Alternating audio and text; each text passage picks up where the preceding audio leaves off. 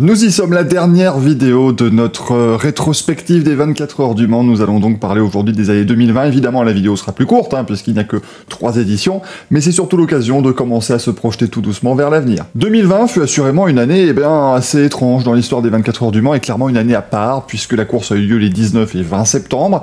Il n'y avait pas de spectateurs à cause de la pandémie de Covid-19, et du coup Toyota s'impose une nouvelle fois, mais sans grande ferveur populaire. Cela dit, si vous étiez au Mans cette année-là, vous aviez l'occasion de voir la course, et non, je ne vous dis pas que j'ai passé plusieurs heures debout sur un rond-point qui était juste à côté du tertre rouge et qui permettait de voir les voitures partir dans une audière.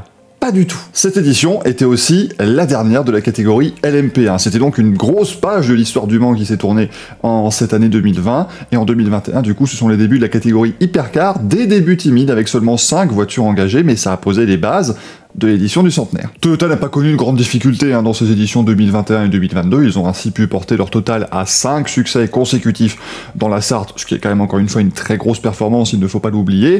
Alpine en 2021 et Glickenhaus en 2022 ont pu chacune, et bien comme ça, glaner un podium. On va dire que tous les engagés en hypercar ont pu obtenir une petite part du gâteau, un petit bout de biscuit.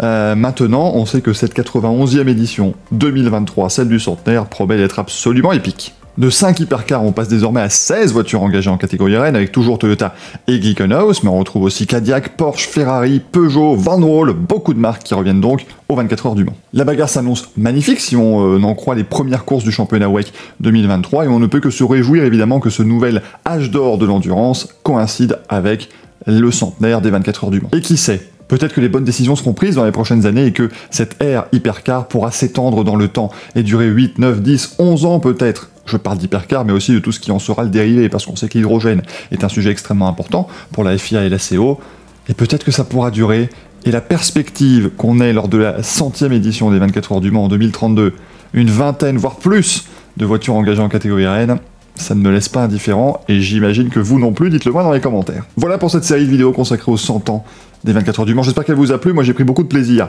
à replonger dans un centenaire d'histoire, un petit peu comme le livre qui est juste derrière moi, écrit par l'ami Emmanuel Touzeau. Vous pouvez donc évidemment aussi vous replonger dans ces 100 ans de course. Maintenant il ne reste plus qu'aux pilotes et aux équipes d'écrire une nouvelle page d'histoire dès cette année, et je suis sûr qu'on en parlera encore dans 100 ans. Ciao ciao.